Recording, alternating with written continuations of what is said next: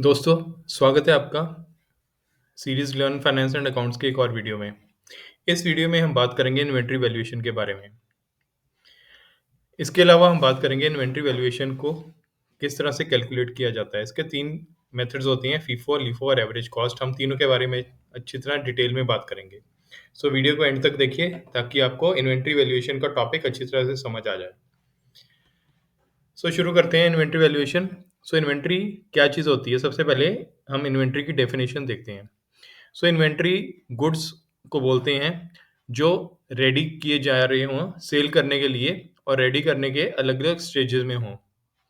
इसके 4 स्टेजेस होते हैं, 4 तरह के गुड्स होते हैं इन्वेंटरी में। सबसे पहला रॉ मटेरियल। रॉ मटेरियल वो चीज़ है जिसको इस्तेमाल करके हम फिनिश गुड्स बनाते हैं। जैसे कि कोई कंपनी, कोई मैन्युफैक्चरर कपड़ा बेचता हो, तो उसके लिए रॉ मटेरियल कॉटन है। तो कॉटन को कपड़े में बदलने के लिए, रुई को कपड़े में बदलने के लिए अलग-अलग स्टेजेस होंगी। तो पहला रॉ मटेरियल हो गया, second stage is work in progress. अब रुई को डायरेक्टली तो हम क्लॉथ में बदल नहीं सकते, कपड़े में बदल नहीं सकते। उससे पहले रुई का क्या बनाना पड़ेगा? थ्रेड, धागा। तो धागे को बोलते हैं वर्क इन प्रोग्रेस। अगर हमने रुई को कपड़े में बदलना हो, तो उसके पहले कपड़े से पहले धागा बनाना पड़ेगा। तो धागे को बोलेंगे वर्क इन प्रोग्रेस। तो अभी ये तैयार नहीं हुआ, अभी कपड़ा तैयार नहीं हुआ, तो रॉ मटेरियल के बाद उसकी स्टेज है वर्क इन प्रोग्रेस। और तीसरी स्टेज होगी फिनिश गुड्स। जब हम धागा को कन्वर्ट करके कपड़े में बदल देंगे, कब उस कपड़े को बोला जाएगा फिनिश गुड्स। तो ये अब बिल्कुल तैयार है, अब इसको सेल किया जा सकता है। तो एग्जांपल जो मैंने दी वो है रुई को, कॉटन को क्लॉथ यानी कि कपड़े में बदलना। और इसके बीच में एक और स्टेज आएगी जिसको बोलेंगे वर्क इन प्रोग्रेस। तो 3 स्टेजेस होगी, raw material, work in progress और फिनिश गुड्स। इसके अलावा चौथी तरह की इन्वेंटरी है जिसको बोला जाता है एमआरओ। एमआरओ की फुल फॉर्म है मेंटेनेंस, रिपेयर एंड ऑपरेशंस। यानी कि ये उस तरह की इन्वेंटरी है, कुछ गुड्स ऐसे होते हैं जो डायरेक्टली तो सेल नहीं किए जा सकते, लेकिन उनको हम इस्तेमाल करते हैं उन गुड्स को प्रिपेयर करने के लिए जिनको हमने सेल करना हो। इन गुड्स को बोलेंगे मेंटेनेंस, रिपेयर और ऑपरेशंस की इन्वेंटरी। ये इन्वेंटरी है मेंटेनेंस, रिपेयर और ऑपरेशन की। जैसे कोई मशीन है, मशीन अगर कोई खराब हो जाए तो उसको मेंटेन किया जाएगा। और मेंटेन करने के लिए क्या चाहिए हमें? प्लास चाहिए, टूल्स चाहिए, इम्प्लीमेंट्स चाहिए। तो ये उस तरह की इन्वेंटरी है जो इस्तेमाल होगी मेंटेनेंस, रिपेयर और ऑपरेशन में। जैसे कि नेल्स, कीलें, फर्नीचर इंडस्ट्री में कीलें यूज़ करी जाती हैं, तो वो कीलें क्या है? एमआरओ। तो 4 तरह की इन्वेंटरी होगी, raw material, work in progress, finish goods और एमआरओ। तो इन्वेंटरी जैसे कि हमने डिस्कस किया था अपने फर्स्ट वीडियो में कि अलग-अलग तरह के एसेट्स होते हैं। तो उसमें से एक सबसे बड़ा एसेट क्या है किसी कंपनी के लिए? वो है उस कंपनी की इन्वेंटरी। ये करंट एसेट होता है, inventory is a current asset. और करंट एसेट्स वो वाले एसेट्स होते हैं जिसका इस्तेमाल हम 1 साल से कम पीरियड के लिए करते हैं। और इन्वेंटरी को जैसे मैन्युफैक्चरर है, तो उसने अपनी इन्वेंटरी का रॉ मटेरियल का फिनिश गुड्स बना के भेज देना है 1 साल के अंदर-अंदर। तो इसलिए inventory is a current asset. It is used within a period of 1 year. तो अब हम आते हैं इन्वेंटरी वैल्यूएशन पे। वैल्यूएशन क्या चीज़ होती है? वैल्यूएशन होता है एक प्रोसेस जिससे हम डिटरमिन करते हैं किसी चीज़ की वैल्यू। उसकी वैल्यू आज की वैल्यू भी हो सकती है या उसकी वैल्यू आने वाले कल की फ्यूचर की वैल्यू भी हो सकती है। तो इसे बोलते हैं वैल्यूएशन। तो इन्वेंटरी वैल्यूएशन क्या है? इन्वेंटरी की वैल्यू को कैलकुलेट करना। इन्वेंटरी की वैल्यू को कैलकुलेट करने को बोला जाएगा इन्वेंटरी वैल्यूएशन। इन्वेंटरी वैल्यूएशन बहुत इंपॉर्टेंट है एक बिजनेस के लिए। इससे बिजनेस क्या करता है? बिजनेस कैलकुलेट करता है अपना ट्रेडिंग प्रॉफिट। इससे इससे बिजनेस अपना इनकम कैलकुलेट करता है। इससे बिजनेस अपना ट्रेडिंग प्रॉफिट कैलकुलेट करता है। कैसे? जैसे उनको पता है कि उनका रॉ मटेरियल कितने का था और उन्होंने उस रॉ मटेरियल को फिनिश गुड्स में कन्वर्ट करके कितने का बेचा। तो उसमें जो डिफरेंस है वो उसका प्रॉफिट है, उस कंपनी का प्रॉफिट है। तो प्रॉफिट क्या कैलकुलेट किया जा सकता है अगर हम इन्वेंट्री की वैल्यू को कैलकुलेट करेंगे। तो इससे हम अपनी फाइनेंशियल पोजीशन भी कैलकुलेट कर सकते हैं। कोई भी कंपनी अपनी फाइनेंशियल पोजीशन कैसे कैलकुलेट करेगी? फाइनेंशियल पोजीशन का मतलब है कि कंपनी का फाइनेंसिस स्थिति क्या है, उसके पास कितने पैसे हैं, उसके पास फंड्स कितने हैं, उसके पास मार्केट की स्टैंडिंग कितनी है, मार्केट में लोग उसको कितना जानते हैं कि उसके पास कितने पैसे हैं। तो इसको बोलते हैं फाइनेंशियल पोजीशन। इन्वेंट्री से फाइनेंशियल पोजीशन भी कैलकुलेट की जा सकती है। उसे कैलकुलेट करने के लिए हम इन्वेंट्री की वैल्यू को कैलकुलेट करेंगे पहले। तो this is the second important factor why inventory valuation is done. Inventory valuation करने का सेकेंड इंपॉर्टेंट फैक्टर है कि फाइनेंशियल पोजीशन को कैलकुलेट करना। तीसरा है लिक्विडिटी एनालिसिस। लिक्विडिटी का मतलब है किसी चीज को कैश में इजीली कन्वर्ट कर देना और इस्तेमाल करना। जैसे सोना है, सोने को इजीली आप कैश में कैलकुलेट करके सुनियार को सोना बेचेंगे और कैश में कैलकुलेट कर लेंगे, उसे कहते हैं लिक्विडिटी। लिक्विडिटी मीन्स किसी एसेट को आप इजीली कन्वर्ट कर सकें कैश में और इस्तेमाल कर सकें। तो इन्वेंट्री को भी कैश में कैलकुलेट किया जा सकता है। जैसे फिनिश गुड्स को हम बेच सकते हैं तो उसको लिक्विफाई किया जा सकता है, उसको लिक्विडिटी में कन्वर्ट किया जा सकता है। चौथा है स्टैट्यूटरी कंप्लायंस। जैसे कुछ रूल्स एंड रेगुलेशंस होते हैं हर देश के, वो रूल्स एंड रेगुलेशन कहते हैं कि आपको अपनी इन्वेंट्री की वैल्यू बतानी है। जब आप टैक्स भरेंगे तब आप अपनी इन्वेंट्री की वैल्यू बताएंगे। जब आप अपनी बैलेंस शीट बनाएंगे तो इन्वेंट्री की वैल्यू लिखनी पड़ती है उसमें। तो इन चीज को, इन रूल्स एंड रेगुलेशंस को बोला जाता है कंप्लायंस करना, statutory compliance. Compliance means to follow rules and regulations. Rules and regulations follow जब हम करेंगे, कैसे फॉलो करेंगे? इन्वेंट्री की वैल्यू को कैलकुलेट करके। तो ये चार इंपॉर्टेंट फैक्टर्स हैं जिसके लिए इन्वेंट्री की वैल्यूएशन को कैलकुलेट किया जाता है। अब इन्वेंट्री की वैल्यू इंडिया में कैलकुलेट करते हैं अकॉर्डिंग टू अकाउंटिंग स्टैंडर्ड 2। तो अलग अलग तरह के अकाउंटिंग स्टैंडर्ड्स इंडिया में दिए गए हैं, जो देता है ICAI। और उन अकाउंटिंग स्टैंडर्ड्स में एक अकाउंटिंग स्टैंडर्ड है अकाउंट AS नंबर 2। उसके अकॉर्डिंगली उसमें लिखा गया है कि इन्वेंट्री की वैल्यू को कैसे कैलकुलेट करना। तो हम उस अकाउंटिंग स्टैंडर्ड का इस्तेमाल करके अपनी इन्वेंट्री की वैल्यू कैलकुलेट करते हैं। अब हम देखते हैं इन्वेंट्री कैलकुलेशन के अलग अलग मेथड्स। तो 3 मेथड्स हम सबसे ज़्यादा इस्तेमाल करते हैं। पहला मेथड है first in first out, FIFO. दूसरा मेथड है last in first out, LIFO. और तीसरा है एवरेज कॉस्ट मेथड। ये तीनों मेथड्स की अपने अपने एडवांटेजेस हैं, अपने अपने डिसएडवांटेजेस हैं। तो हम देखते हैं इनमें से पहला मेथड क्या है। इनमें से पहला मेथड है FIFO, first in first out. इसमें हम इन्वेंट्री को इस्तेमाल करेंगे, जो इन्वेंट्री हमारे पास पहले आई उसका पहले से इस्तेमाल किया जाएगा। आप जैसे देख रहे हैं एक कंटेनर बना हुआ है, एक डिब्बा बना हुआ है जिसमें हम कुछ इन्वेंट्री को स्टोर कर रहे हैं। तो इसमें से हम इन्वेंट्री को इन करते हैं, अपने बिजनेस में हम इन्वेंट्री को खरीदते हैं और उस इन्वेंट्री को आउट करते हैं। अब हमने पहले कौन सी इन्वेंट्री खरीदी? जैसे हमने पहला लॉट खरीदा, लॉट नंबर A, फिर लॉट नंबर B, फिर लॉट नंबर C, फिर लॉट नंबर D। 4 लॉट्स हमने खरीद लिए। लेकिन बाहर अब कौन सा लॉट जाएगा? पहले लॉट जाएगा A लॉट। तो जो पहले अंदर आया वो पहले बाहर जाएगा। जो बिजनेस में पहले हमने रिसीव किया उसको पहले आउट किया जाएगा। इस मेथड को बोलते हैं first in first out method.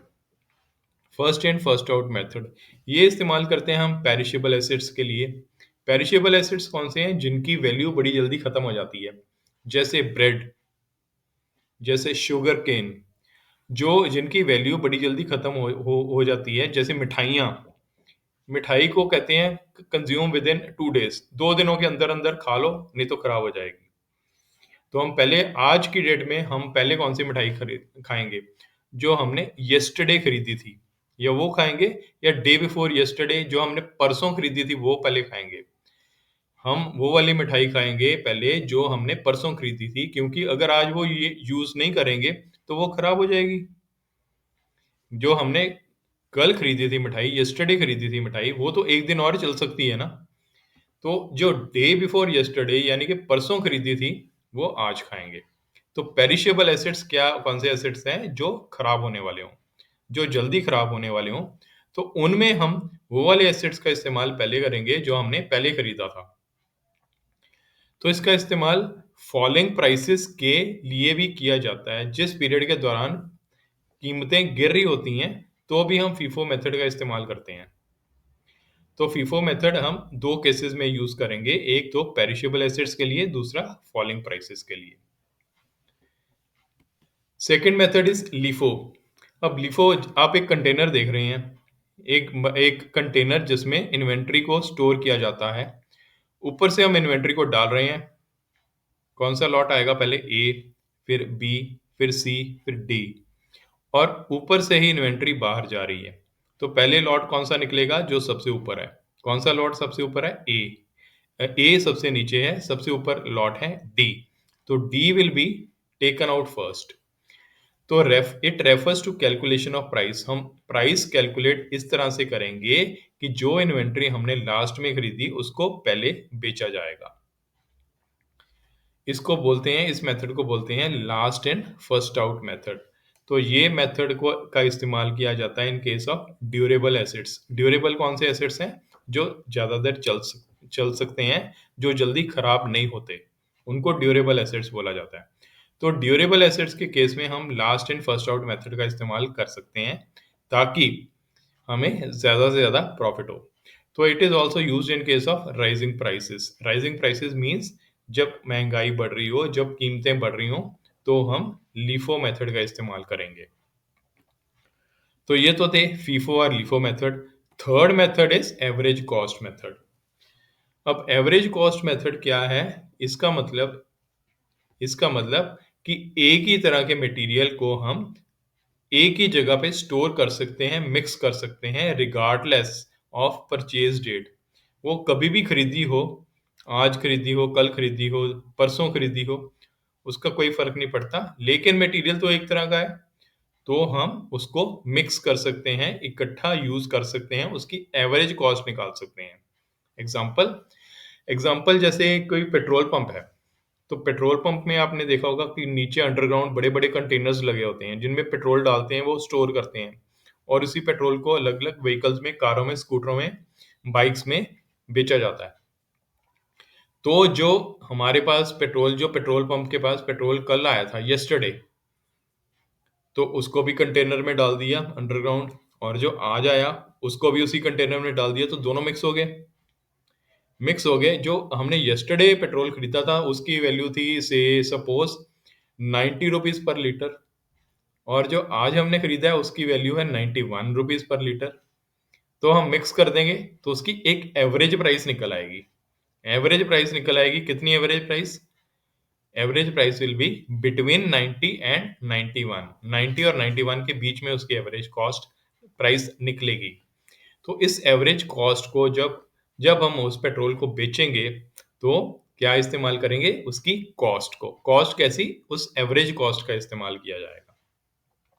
तो इसे बोलते हैं एवरेज कॉस्ट मेथड, जिसमें इन्वेंट्री को मिक्स कर लिया जाता है। इन्वेंट्री को मिक्स कर लिया जाता है, एक ही कंटेनर में स्टोर किया कर लिया जाता है, इर्रिस्पेक्टिव ऑफ परचेज डेट। वो कभी भी खरीदा हो, इसका कोई फर्क नहीं पड़ता। जैसे ये न्यूमेरिकल आप देखेंगे, इस एग्जांपल से सब कुछ क्लियर हो जाएगा कि एवरेज कॉस्ट को कैसे कैलकुलेट किया जाता है। जैसे लेफ्ट इसके 4 कॉलम्स दिए गए हैं। पहला कॉलम है परचेज डेट, दूसरा नंबर ऑफ आइटम्स, कितनी आइटम्स खरीदी हमने, तीसरा है कॉस्ट पर यूनिट, एक यूनिट कितने का था, और चौथा है टोटल कॉस्ट उस लॉट की। पहला लॉट हमने खरीदा 1 जनवरी 2020 को, कितने number of items? 20, cost per unit is 1000, और टोटल कॉस्ट कितनी होगी? 20 इंटू 1000 विच इज 20,000। दूसरा लॉट खरीदा हमने 15 जनवरी को, 15 आइटम्स, 1020, टोटल कॉस्ट इज 15,300। तीसरा लॉट, उसकी कॉस्ट हमने कैलकुलेट कर ली, चौथे लॉट की कॉस्ट हमने कैलकुलेट कर ली, और पांचवें लॉट की कॉस्ट कैलकुलेट कर ली। टोटल हमने नंबर ऑफ आइटम्स कैलकुलेट कर लिए 20 plus 15 plus 30 plus 10 plus 25 which is 100 items. Total cost हमारे पास है टोटल कॉस्ट हमारे पास है 1,13,300। This is 20,000 plus 15,300 plus 31,500 plus 12,000 plus 34,500। तो ये कितना बना 1,13,300। तो हम उसकी एवरेज कॉस्ट को कैलकुलेट अगर हमने करना हो कि हमारे एक यूनिट की कितनी कॉस्ट है, एक यूनिट की कितनी कॉस्ट है, तो वो कैसे कैलकुलेट करेंगे? The total cost 1,13,300 divided by number of units, number of items which is 1,113,300 divided by 100 which is 1,133 per unit. तो आप देख रहे हैं पहली बारी जो हमने पहली लॉट खरीदा था उसकी कॉस्ट पर यूनिट है 1,000 और जो लास्ट में हमने खरीदा था वो 1380 1380, लेकिन एवरेज कितनी आ रही है? एवरेज आ रही है 1133 पर यूनिट। तो इस मेथड को बोलते हैं एवरेज कॉस्ट मेथड, जिसमें हम लॉट की एवरेज प्राइस को कैलकुलेट कर सकते हैं। सो इस एवरेज इन्वेंट्री कॉस्टिंग मेथड का कुछ एडवांटेज भी है, जैसे कंटेनर सेम है तो पेट्रोल पंप वाले को अलग अलग कंटेनर्स नहीं लगाने पड़ते, वो एक ही कंटेनर में पेट्रोल डाल सकता है। लेकिन इसका डिसएडवांटेज क्या है? Disadvantage or biggest limitation of this method is that it is suited only for identical items. एक ही तरह की इन्वेंट्री के लिए ही इस्तेमाल किया जा सकता है ये मेथड। अगर वो ओनर अगर वो पंप का ओनर दो चीज़ों में डील करता है, पेट्रोल करता है और डीजल, तो क्या पेट्रोल और डीजल को एक ही कंटेनर में स्टोर कर सकते हैं? क्या उसको मिक्स कर सकते हैं? नहीं कर सकते। तो जहाँ पे मिक्सिंग पॉसिबल नहीं है, वहाँ पे इस मेथड का इस्तेमाल नहीं किया जा सकता।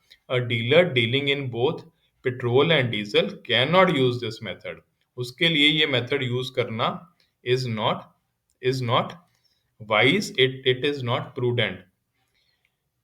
ये उसके लिए सियानत नहीं होगी अगर वो दोनों चीज़ों को मिक्स कर दें।